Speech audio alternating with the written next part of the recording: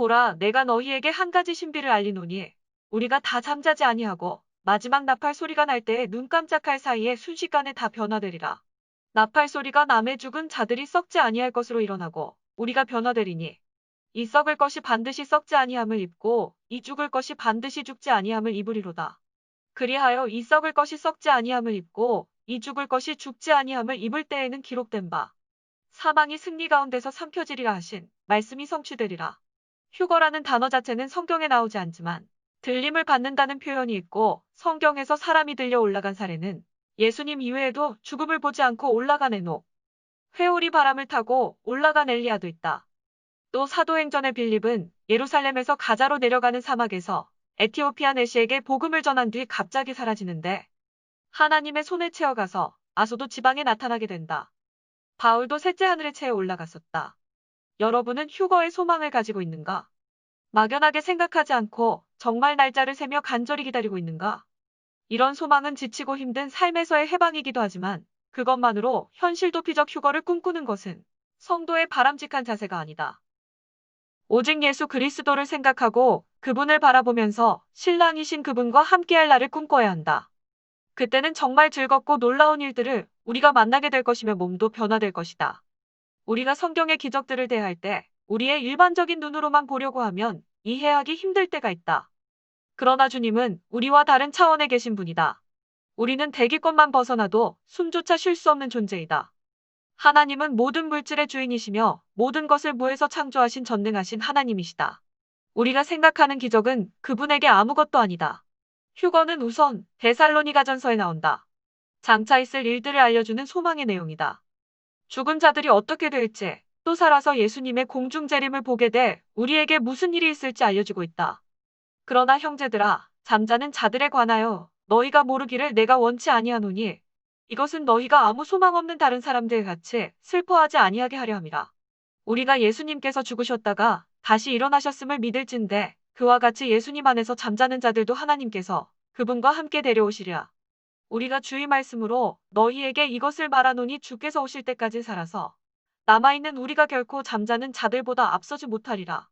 주께서 호령과 천사장의 음성과 하나님의 나팔 소리와 함께 친히 하늘로부터 내려오시리니 그리스도 안에서 죽은 자들이 먼저 일어나고 그 뒤에 살아서 남아있는 우리가 그들과 함께 구름들 속으로 채어 올라가 공중에서 주를 만나리라.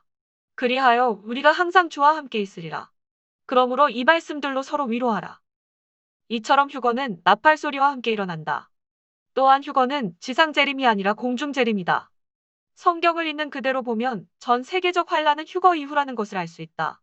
그러므로 휴거는 환란 전이며 한 번뿐이다.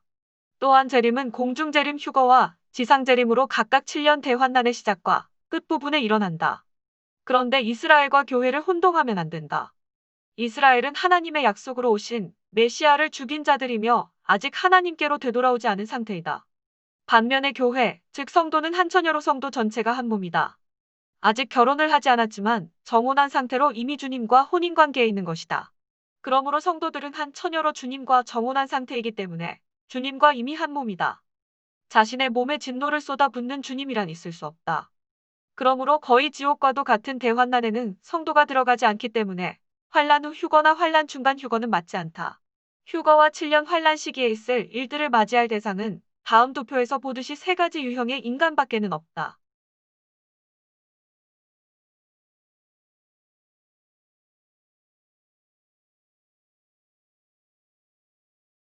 특정한 말씀들을 잘못 해석해 환란 후 휴거가 주장되기도 하는데 다음 말씀도 환란 통과론자들이 자주 인용하는 말씀이다.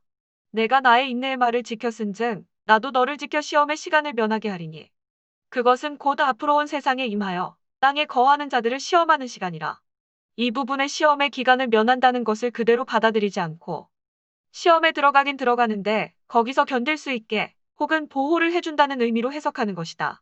키프롬은 모모로부터 지켜준다는 의미의 수거가 아니라 모모하지 못하게 하다. 모모에 들어가지 않게 하다라는 의미로 아주 기초적인 수거이다. 그러므로 시험에 들어가게 지켜준다는 것은 자기들의 교리에 맞춘 완전히 잘못된 해석이다. 성도는 면제이다. 하나님은 자신의 백성을 지옥 같은 곳에 넣어 함께 멸하시는 분이 아니다. 소돔과 고모라의 의인 10명이 없어서 멸망이 임할 때도 하나님은 의인들이 적으니 연대 책임으로 함께 죽으라고 하시지 않았다. 그들을 피신시킨 후에 멸망시키셨다. 롯의 아내는 뒤를 돌아보다가 소금 기둥이 됐지만 그녀도 구원을 받은 후에 징계를 받은 것이다. 하나님은 의인들이 멸망의 땅을 떠나기 전까지 아무것도 못하시겠다고 하셨다.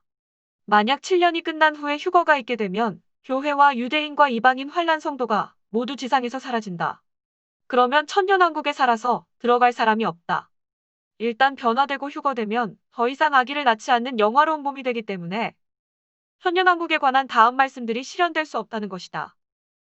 날수가 많지 않은 어린 아기나 자기의 날들을 채우지 못한 노인이 다시는 거기에 없으리니 아이가 100세에 죽으리라. 그러나 죄인은 100세가 되어도 저주받은 자가 되리라. 젖 먹는 아이가 독사의 구멍에서 놀며 젖된 아이가 독사의 굴에 손을 넣을 것이로되 그것들이 내 거룩한 삶 모든 곳에서 상하게 하거나 멸하지 아니하리니 이는 물들이 바다를 덮는 것 같이 주를 아는 지식이 땅에 충만할 것이기 때문이니라. 이처럼 천년왕국에는 육체를 지닌 사람들이 들어간다. 그러므로 휴거가 미리 있지 않고 7년 후에 다 같이 올라간다면 이런 성경의 예언들을 충족시킬 조건이 되지 못한다. 예수님께서는 분명히 말씀하셨다. 노아의 날들에 이루어진 것 같이 사람의 아들의 날들에도 그러하리라. 노아의 날들에 하나님께서 노아를 데려가셨나? 그렇지 않다. 다른 모든 자를 지구상에서 제거하시고 노아와 그 가족들을 땅에 남기셨다.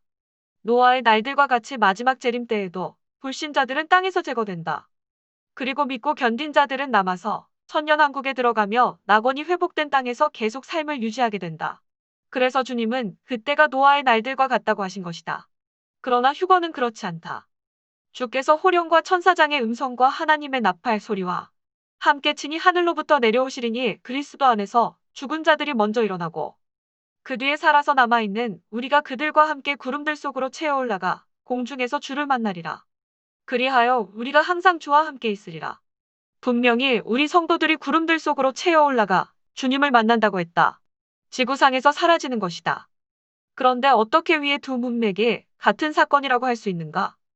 휴거가 대환란 후에 한 번 있다고 주장하는 이들은 모두가 올라가면 천년왕국에는 대체 누가 들어가는지 대답해야 할 것이다. 휴거는 구원이다. 그리고 성도들이 오랫동안 기다려온 소망이 이루어지는 것이다. 그것은 그리스도의 날이다.